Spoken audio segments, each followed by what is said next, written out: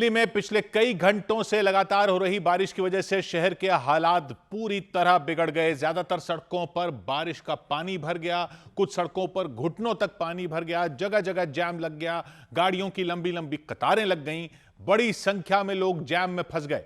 मौसम विभाग के मुताबिक दिल्ली में मानसून की सबसे भारी बारिश आज दर्ज की गई और इससे लोगों की मुसीबत बढ़ गई। लगातार हो रही बारिश की वजह से शहर के हालात पटरी से पूरी तरह उतर गए। सड़कों पर बारिश के पानी ने कब्जा जमा लिया, अंडरपास में पानी भर गया, सड़कों पर भयानक जाम लग गया, बड़ी संख्या में गाड़ियां जाम में फंस गईं, गाड़ियां सड़कों पर रेंगती नजर आईं, पहिए पानी में डूबे नजर आए। बारिश की वजह से दिल्ली के आईटीओ इलाके में जाम लग गया, कनॉट प्लेस में जाम लग गया, छतरपुर में जाम लग गया, मेहरौली बदरपुर रोड पर जाम लग गया, रोहतक रोड पर जाम लग गया, वजीराबाद रोड पर जाम लग गया, पटेल रोड पर जाम लग गया, सब जगह जाम लग गया। इसी तरह दिल्ली के कई दूसरे इलाकों में लोग जाम से जूझते रहे। दिल्ली के महिपालपुर इलाके में मौजूद एक अंडरपास पानी से लबालब हो गया, कमर से ऊपर तक पानी भर गया। हालात बिगड़ने पर अंडरपास को बंद कर दिया गया। जब वहां एक बस पहुंची तो वो वहीं फंस गई। बदरपुर से मुझे निकला हूँ, पूरा पानी ब्लॉकिंग पूरा ब्लॉक हो रखा है पानी की वजह से। और यहाँ पर आके मेरी गाड़ी खराब हो गई है महिपालपुर।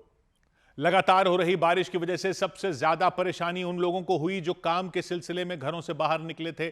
उन्हें घंटों तक ट्रैफिक जैम से जूझना पड़ा और दिल्ली का शायद ही कोई हिस्सा ऐसा बचा जहां ट्रैफिक जैम न लगा हो। दिल्ली के बारापुला फ्लाईओवर पर भी गाड़ियां रेंगती नजर आईं।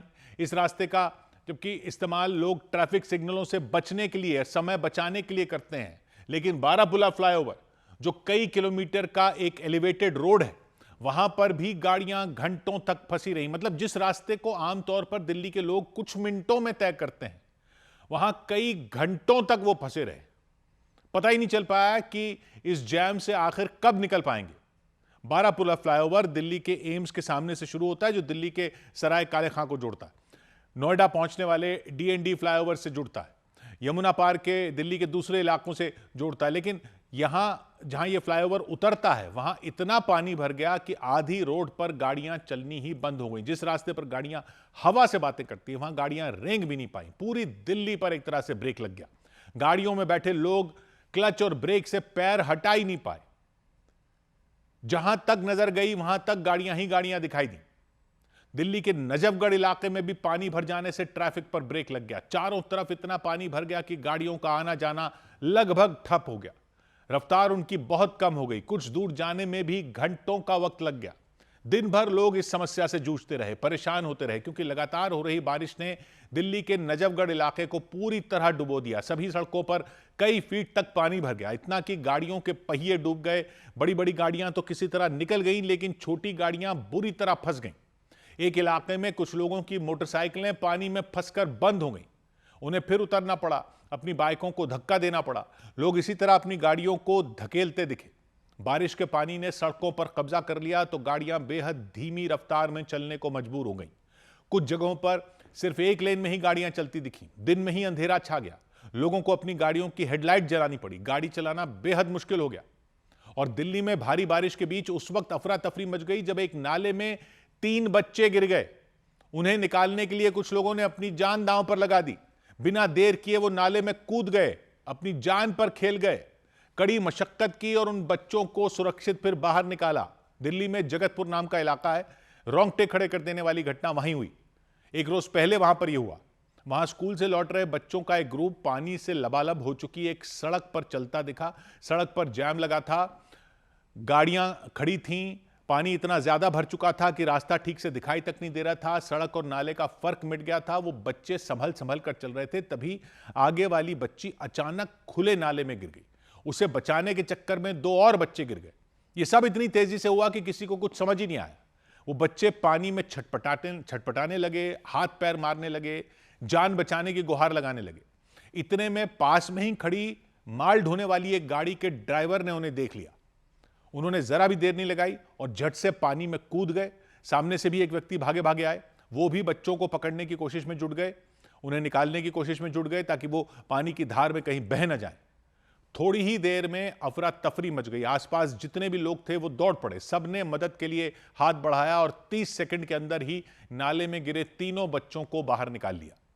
इस सबके बीच मौसम विभाग का अनुमान है कि दिल्ली में कल भी बारिश हो सकती है, यानी आफत बन चुकी बारिश से लोगों को राहत मिलने की संभावना कम है।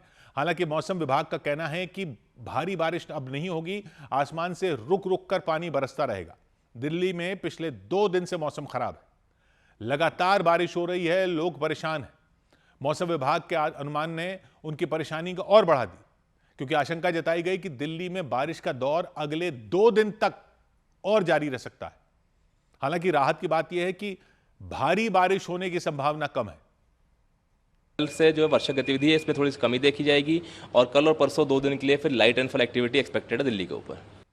इसके साथ ही मौसम विभाग ने लोगों को सलाह दी कि वो अगले 2 दिन तक अलर्ट रहें, बाहर निकलने से बचें, सावधानी बरतें, क्योंकि पानी भर जाने की वजह से ज्यादातर जगहों पर ट्रैफिक जैम की समस्या हो सकती है। मोटरसाइकिल चलाने वालों या पैदल चलने वालों को मुश्किलों का सामना करना पड़ सकता है।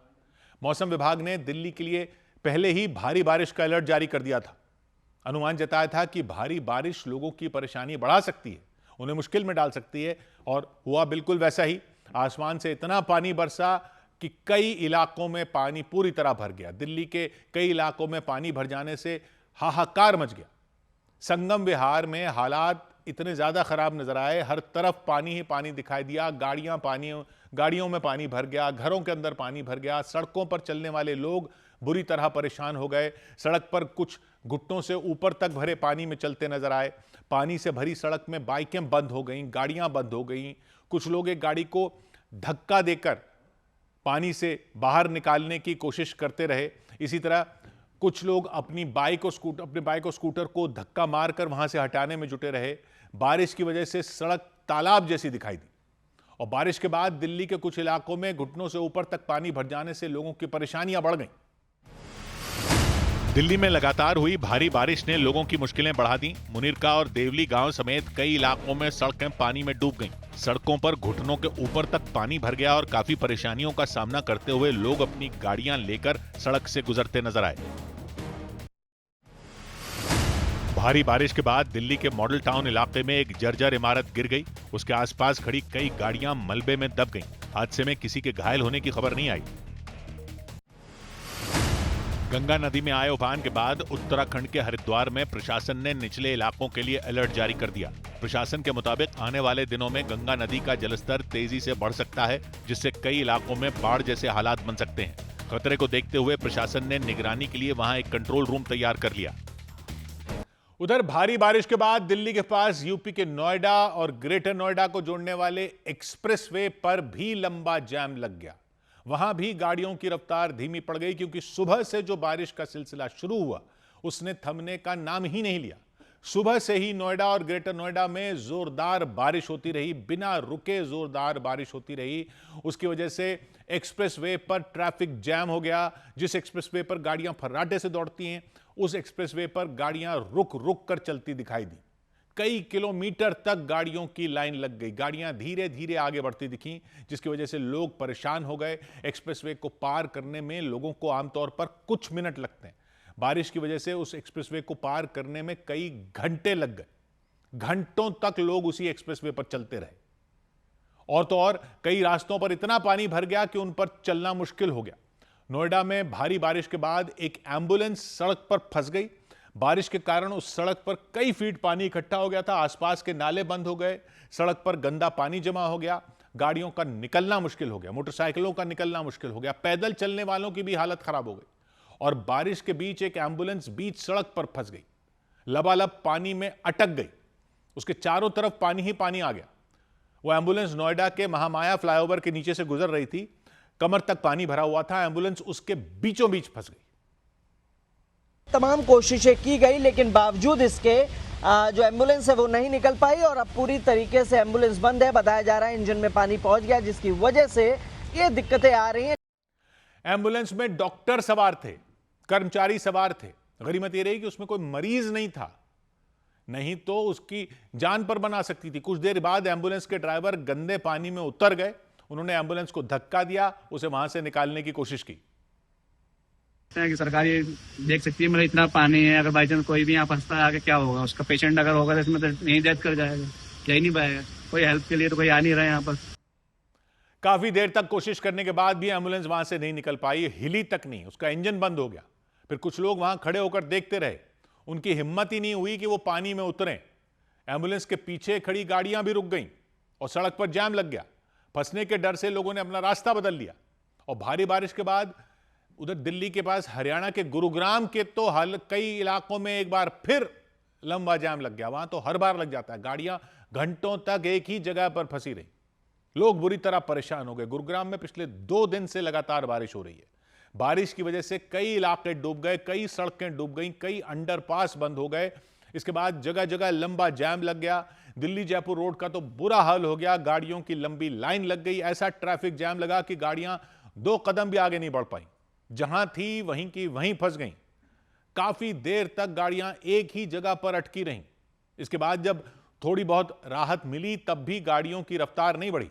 गाड़ियां रेंग रेंग कर ही चलती दिखाई दी, जिसकी वजह से उन गाड़ियों में बैठे लोग बेहाल हो गए, परेशान हो गए। कई घंटों बाद भी रोड को पार नहीं कर पाए।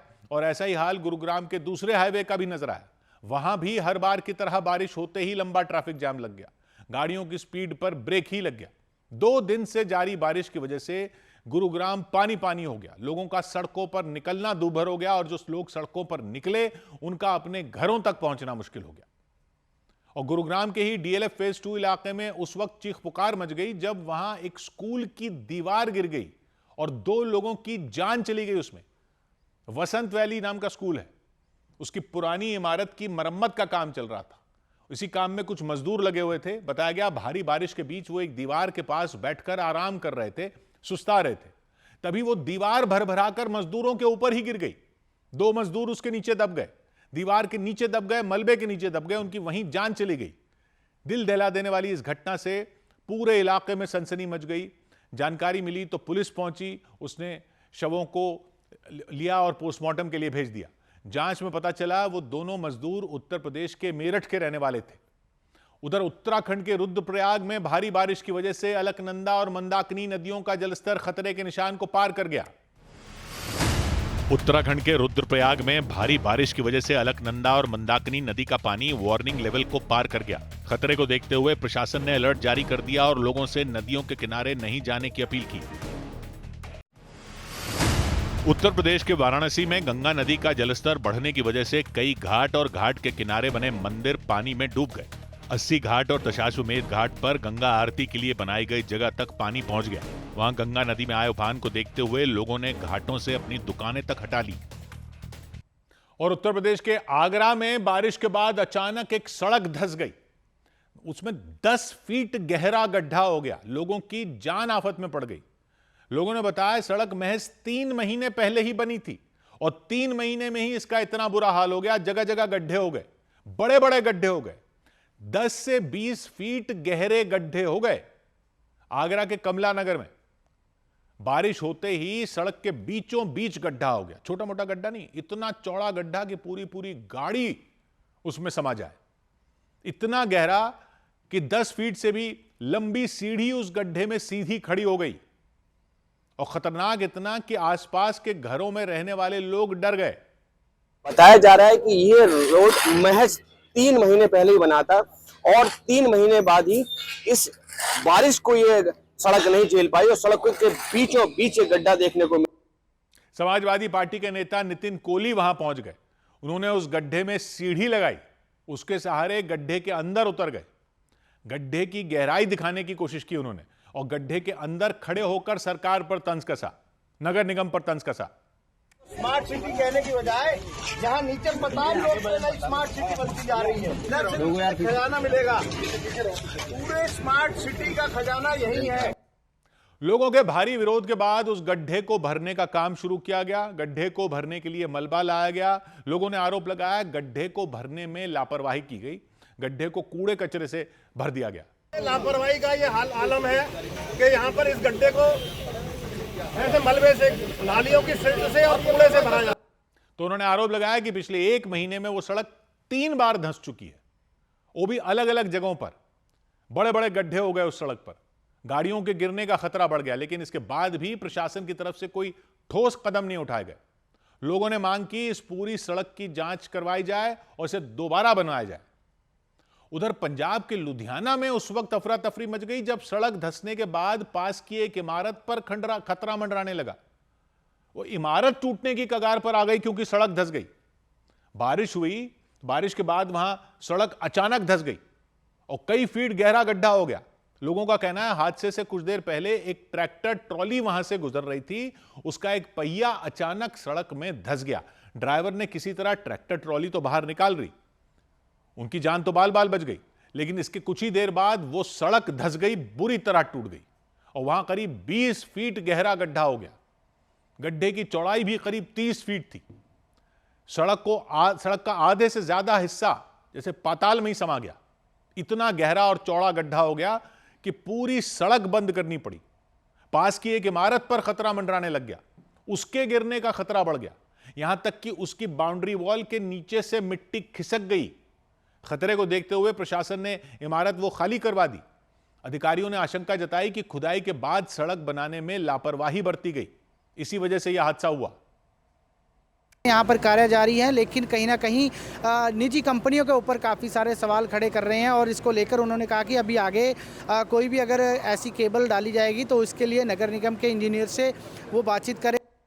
हादसा लुधियाना के किचलू नगर इलाके में हुआ। वहां सड़क के नीचे से गुजर रही सीवेज पाइपलाइन भी टूट गई।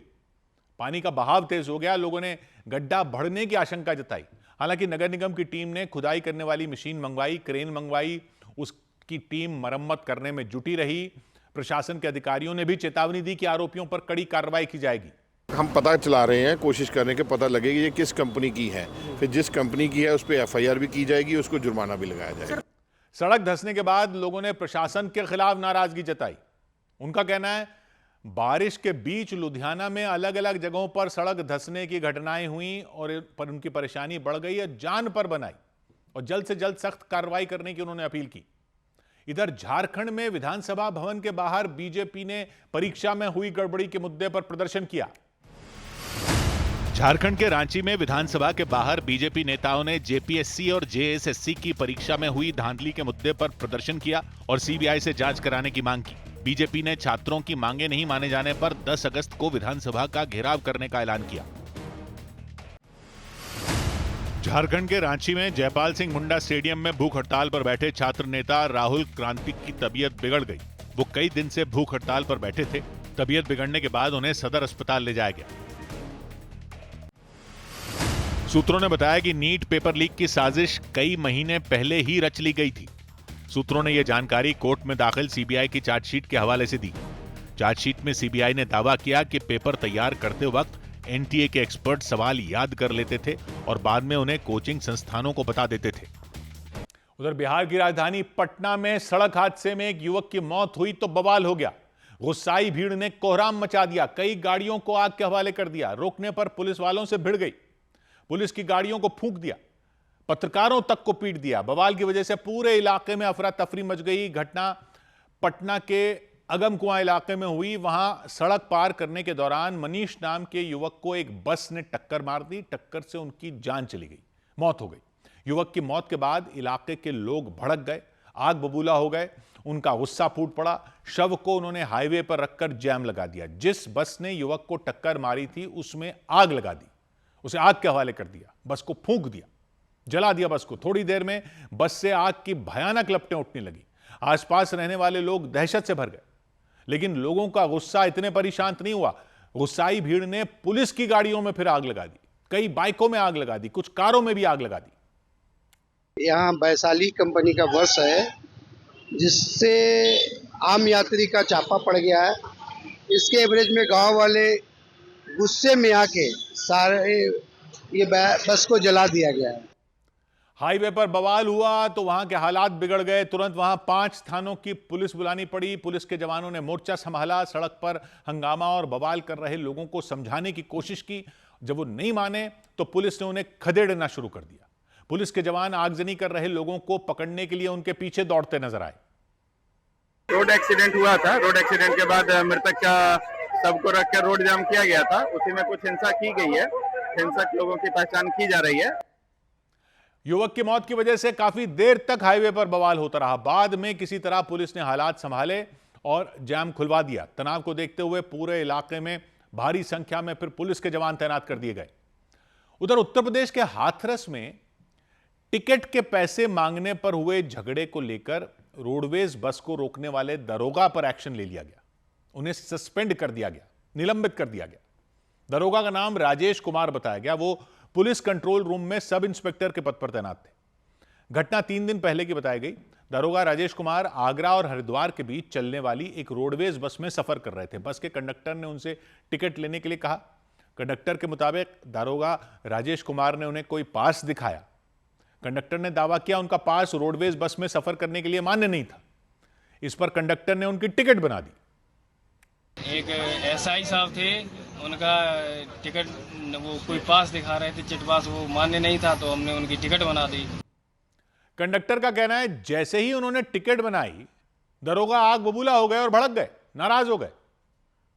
कंडक्टर ने आरोप लगाया कि टिकट बनाने से नाराज दरोगा ने हाथरस में सासनी कोतवाली पर चेकिंग के नाम पर बस को रुकवा दिया। ट्रैफिक पुलिस कर्मी से बस की तस्वीरें खिंचवाई। आगे जाकर वहां के हनुमान चौकी पर भी गाड़ी रुकवा दी। आरोप यह भी है कि चेकिंग के नाम पर दरोगा ने बेवजह बस में सफर कर रहे यात्रियों को परेशान किया था। हमारी गाड़ी का हाथरस में चालान भी हुआ है और उसके बाद सासनी कोतवाली पे गाड़ी को कम से कम 10 मिनट के लिए रोका गया, पूरी गाड़ी चेक की गई। उसके बाद हनुमान चौकी पे गाड़ी रोकी गई। घटना का वीडियो सोशल मीडिया पर वायरल हो गया। बाद में पुलिस के बड़े अधिकारियों से भी मामले की शिकायत की गई। इस पर एसपी ने एक्शन लेते हुए दरोगा को सस्पेंड कर दिया। हनुमान चौकी के निकट इस बस की चेकिंग करी गई थी। इसमें प्रथमदर्शिया कंट्रोल रूम में नियुक्त आरएसआई राजेश कुमार दोषी पाए गए हैं, जिनको पुलिस अधीक्षक महोदय ने तत्काल प्रभाव से निलंबित कर दिया गया है। दरोगा राजेश कुमार पर एक्शन लेने के अलावा एसपी ने पूरे मामले की जांच के आदेश भी जारी कर दिए। इधर राज्यसभा में कांग्रेस नेता मल्लिकार्जुन खड़गे और केंद्र सरकार में मंत्री किरेन रिजिजू के बीच तीखी बहस हो गई। राज्यसभा में कांग्रेस अध्यक्ष मल्लिकार्जुन खड़गे और संसदीय कार्य मंत्री किरेन रिजिजू के बीच फिर बहस हुई। खड़गे ने गृह मंत्री पर सदन की गरिमा का अपमान करने का आरोप लगाया, तो किरेन रिजिजू ने विपक्ष पर हंगामा करने और सदन की कार्यवाही नहीं चलने देने का आरोप लगा दिया। आप लोग सुन नहीं पाएगा, आप लोग क्या बात करते हैं? आप लोग को हिम्मत देने से नाराबाजी करते, बिजनेस डिस्टर्ब करते। कांग्रेस ने संसद के मॉनसून सत्र के आखिरी हफ्ते के लिए व्हिप जारी कर दिया। लोकसभा और राज्यसभा के अपने सभी सांसदों को 10, 11 और 12 अगस्त को सुबह 11 बजे से लेकर सदन की कार्यवाही स्थगित होने तक उपस्थित रहने के निर्देश दिए गए। संसद में जारी गतिरोध के बीच प्रधानमंत्री नरेंद्र मोदी ने एनसीपीआई और शिवसेना उद्धव गुट से एनडीए में शामिल हुए सांसदों से मुलाकात की। प्रधानमंत्री ने उनसे संसद में होने वाली चर्चा में शामिल होने की अपील की और विपक्ष के हंगामे की वजह से बार-बार सदन स्थगित होने पर चिंता जताई। उधर झारखंड के रांची में लेफ्ट के छात्र संगठन आयसा, ऑल इंडिया स्टूडेंट्स एसोसिएशन की अध्यक्ष नेहा बोरा पर स्याही फेंक दी गई। हंगामा खड़ा हो गया। हालांकि पुलिस ने तुरंत स्याही फेंकने वाले को हिरासत में ले लिया। नेहा बोरा पिछले 14 दिन से भूख हड़ताल पर बैठे छात्रों से मिलने पहुंची।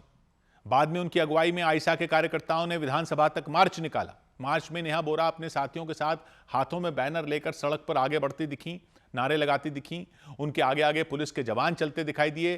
तब तक सब कुछ ठीक था, लेकिन उसी दौरान भीड़ में शामिल एक युवक ने नेहा बोरा पर अचानक स्याही फेंक दी। इसके बाद तो हंगामा शुरू हो गया, अफरा तफरी मच गई। मार्च को रोक दिया गया।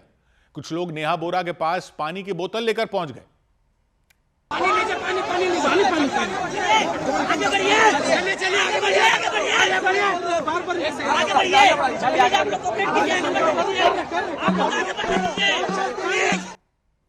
नेहा बोरा ने पानी से अपना चेहरा धोया, चेहरा साफ किया, स्याही साफ की। तभी उनके साथी ने यह पूछना शुरू कर दिया कि उन पर स्याही किसने फेंकी। इतना सुनते ही नेहा बोरा ने तुरंत उन्हें शांत कराया और कहा कि सब कुछ ठीक है, उन्हें कुछ नहीं हुआ।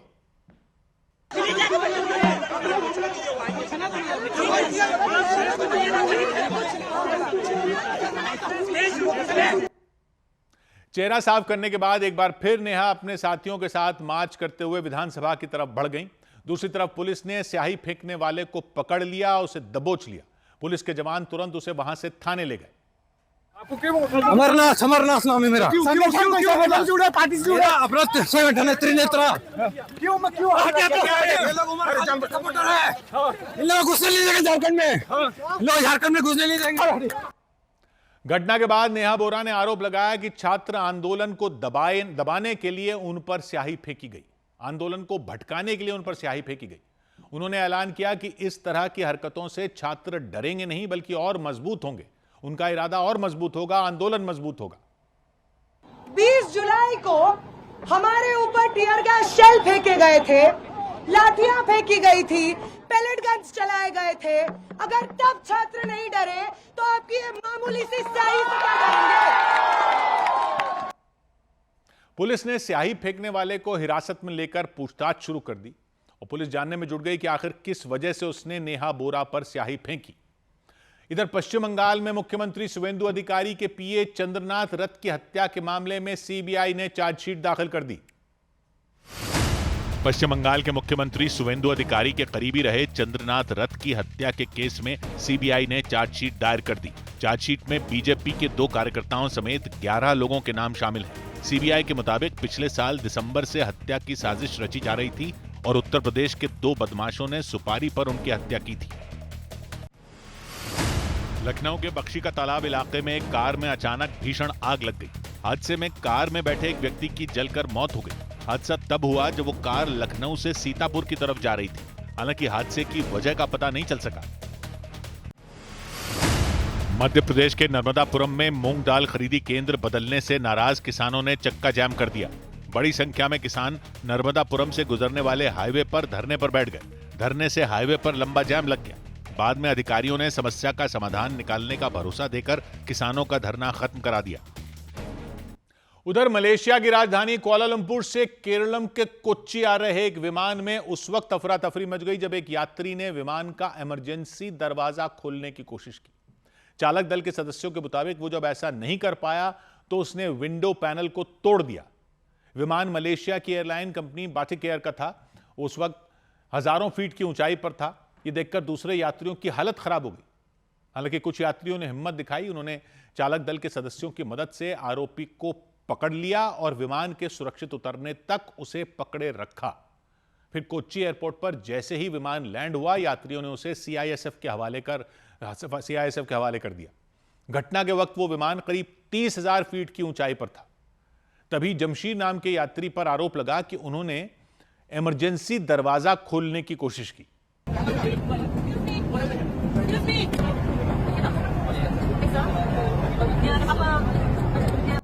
ये देखकर विमान में बैठे दूसरे यात्री घबरा गए। कई तो अपनी सीट से खड़े हो गए।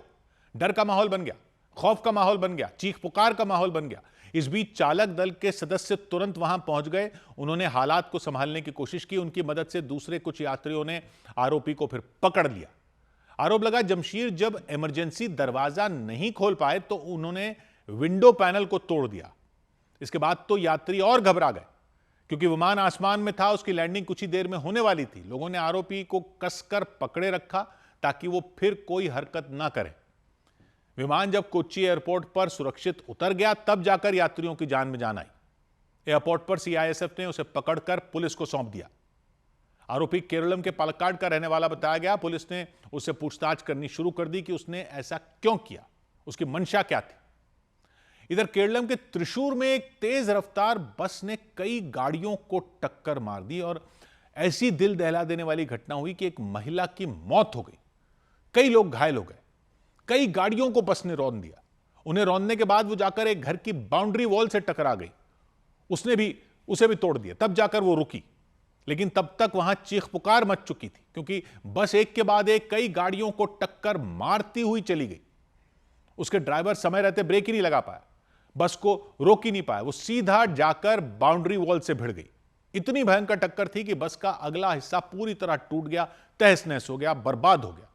इतनी जल्दी सब कुछ हुआ कि सड़क से गुजर रही दूसरी गाड़ियों को बचने का मौका ही नहीं मिल पाया। बस ने सबसे पहले एक कार को ओवरटेक करने की कोशिश की। इसी दौरान वो बेकाबू हो गई और फिर उसने एक दूसरी कार को टक्कर मारी। फिर सामने से आ रही एक गाड़ी और ऑटो रिक्शा से भिड़ गई, उन्हें भी रौंद दिया। इस बीच उनके पीछे जा रही एक मोटरसाइकिल बस की चपेट में आ गई। उस पर एक महिला बैठी हुई थी। वो दोनों जमीन पर गिर गए। महिला बस के नीचे आ गई और उनकी जान चली गई। वहीं पर एक स्कूटर सवार भी था, वो बाल बाल बच गया। उधर झारखंड के सरायकेला में 15 लाख के इनामी नक्सली को गिरफ्तार करने का दावा किया गया। झारखंड के सरायकेला में सुरक्षा बल के जवानों ने 15 लाख के इनामी मदन महतो समेत 3 नक्सलियों को गिरफ्तार करने का दावा किया। तलाशी के दौरान उनके पास से AK-47 समेत कई खतरनाक हथियार बरामद किए गए। पुलिस के मुताबिक सभी नक्सली 1 करोड़ के इनामी असीम मंडल उर्फ आकाश के नेटवर्क से जुड़े हुए थे।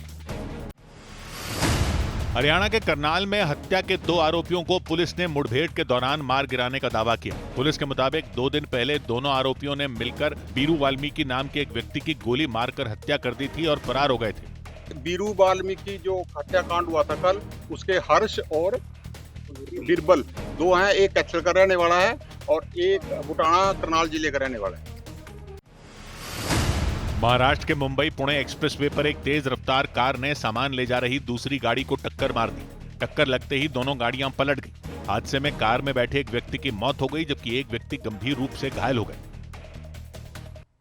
उधर पाकिस्तान, सऊदी अरब और तुर्की के बीच हुए रक्षा समझौते के बाद यमन के हूथी लड़ाकों ने खुली धमकी दे दी कि कोई भी समझौता सऊदी अरब को बचा नहीं पाएगा, उसके सहयोगी भी उसे बचा नहीं पाएंगे।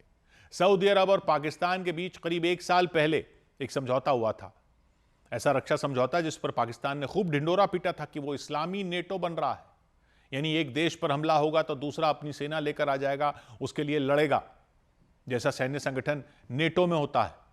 इसी तरह के बताए जा रहे समझौते पर पाकिस्तान और सऊदी अरब के बाद तुर्की ने भी मोहर लगा दी। मतलब इस्लामी नेटो कहे जा रहे इस गठजोड़ में ये तीनों देश शामिल हो गए, सऊदी अरब, पाकिस्तान और तुर्की। ये रक्षा समझौता सऊदी अरब के मक्का में हुआ।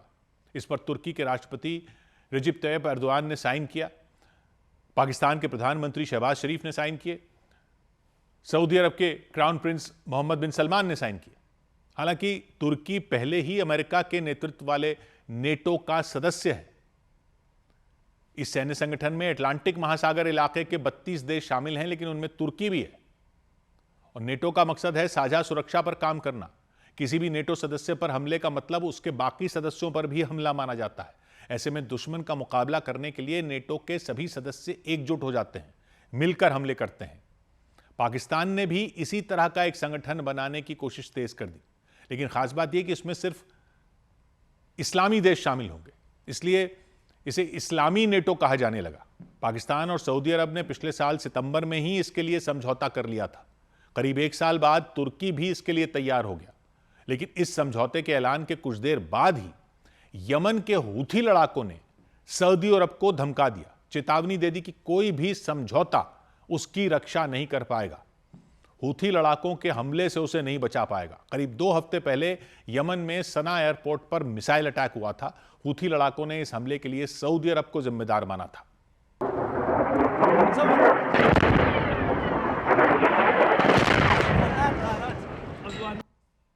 एयरपोर्ट पर हुए हमले के बाद से ही हूथी लड़ाकों ने सऊदी अरब के खिलाफ मोर्चा खोल रखा है। उसके कई ठिकानों पर बमबारी कर चुके हैं वो।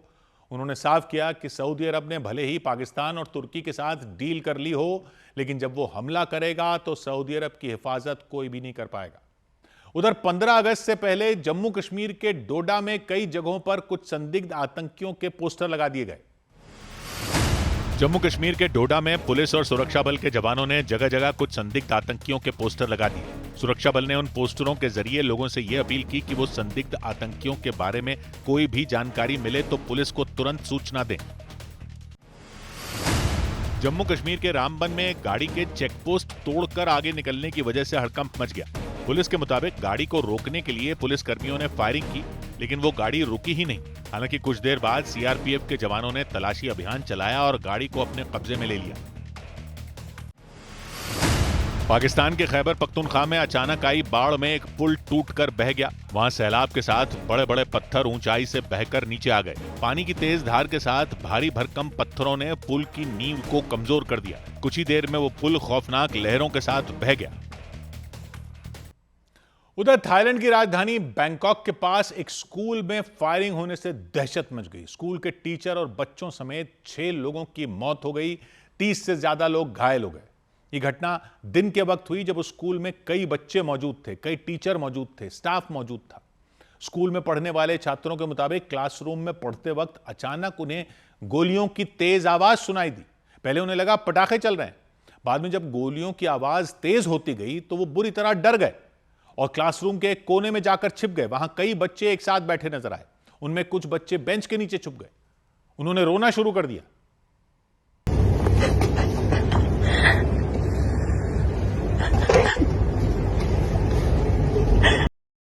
बच्चे बुरी तरह डरे हुए थे कि आपस में बात तक नहीं कर रहे थे। उन्हें डर था हमलावर उनकी आवाज सुनकर अंदर ना आ जाए।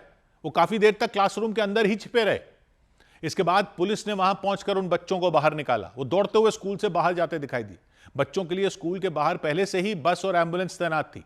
जैसे ही बच्चे बाहर आए उन्हें तुरंत उनके घर पहुंचाया गया। और घटना की खबर जैसे ही मिली तो स्कूल के बाहर अफरा तफरी मच गई। स्कूल में पढ़ने वाले बच्चों के परिवार वाले वहां पहुंच गए। बच्चों को देखते ही परिवार वालों ने उन्हें गले लगा लिया, जोर जोर से रोने लग गए। पुलिस कह रही है वहां की कि फायरिंग उस स्कूल के ही एक छात्र ने की थी। वो 9वीं क्लास में पढ़ता था। उसने फायरिंग करके 3 टीचरों और 3 बच्चों की हत्या कर दी। इसके बाद उसकी भी मौत हो गई। हालांकि यह साफ नहीं हो पाया कि उसने आत्महत्या की या फिर पुलिस की गोलीबारी में उसकी मौत हुई। इधर व्हाट्सएप ने भारत में यूजर की उम्र की पुष्टि करने वाले नए फीचर की टेस्टिंग शुरू कर दी। मैसेजिंग ऐप व्हाट्सएप ने भारत में यूजर की उम्र जांचने वाले नए फीचर की टेस्टिंग शुरू कर दी, जिसमें कुछ यूजर से उनकी जन्म की तारीख मांगी गई। भारत में अगले साल digital personal data protection act लागू होने जा रहा है। इसे देखते हुए व्हाट्सएप ने यह फीचर लाने की तैयारी शुरू कर दी। फेसबुक और इंस्टाग्राम की पेरेंट कंपनी मेटा को अमेरिका की एक अदालत ने युवाओं की मेंटल हेल्थ को नुकसान पहुंचाने का दोषी माना। कोर्ट ने मेटा पर $94 करोड़ यानी भारतीय रुपयों में 9,030 करोड़ रुपए का जुर्माना लगाया। ऊपरी स्तरों पर मुनाफा वसूली की वजह से शेयर बाजार लाल निशान पर बंद हुआ। हालांकि निवेशकों ने ऑटो और आईटी सेक्टरों के शेयरों में खरीदारी की, लेकिन बाजार पर इसका कुछ खास असर नहीं दिखा। कारोबार बंद होने तक सेंसेक्स 456 अंक नीचे गिरकर 78,499 पर बंद हुआ और निफ्टी 65 अंक नीचे गिरकर 24,571 पर बंद हुआ। उधर चीन के उत्तरी हिस्से में भारी बारिश के बाद आई बाढ़ से हाहाकार मच गई। वहां गांव के गांव पानी में डूब गए। शांची प्रांत के 50 से ज्यादा गांव बाढ़ की चपेट में आ गए। सब कुछ पानी पानी हो गया। हालात ऐसे हो गए कि लोगों का उन गांवों में रहना मुश्किल हो गया। लोगों को अपने मकान छोड़ने पड़ गए। वहां जहां तक नजर गई पानी ही पानी नजर आया। दूर दूर तक जितने भी इलाके दिखे सब के सब पानी में डूबे हुए थे। सड़कों का तो जैसे नामो निशान ही मिट गया। पानी लोगों के मकानों तक पहुंच गया। ज्यादातर मकानों में पानी भर गया, दुकानों में पानी भर गया, खेतों में पानी भर गया। लोगों को काफी नुकसान हुआ। कई लोगों के पास तो रहने की जगह तक नहीं बची। बचाव टीम उन इलाकों में पहुंची। बचाव टीम ने नाव के जरिए अभियान चलाया। लोगों को उनके डूबे हुए मकानों से बाहर निकाला। कुछ इलाकों में बचाव टीम रस्सी के सहारे भी लोगों को निकालती दिखी। उन लोगों को राहत कैंप में ले जाया गया। वहां एक जगह पर तो सड़क का एक हिस्सा ही बह गया, जिसके बाद उस सड़क को बंद कर दिया गया। सड़क की मरम्मत का काम शुरू किया गया। भारी बारिश के बाद चीन के शांची प्रांत में बाढ़ आई। 50 से ज्यादा गांव डूब गए। 300 से ज्यादा मकान तबाह हो गए। इसके बाद 5,000 से ज्यादा लोगों को सुरक्षित जगहों पर ले जाया गया। इधर डीआरडीओ ने ओडिशा के चांदीपुर में बैलिस्टिक मिसाइल अग्नि 4 का सफल परीक्षण कर लिया। ओडिशा के चांदीपुर में बैलिस्टिक मिसाइल अग्नि 4 का सफल परीक्षण किया गया।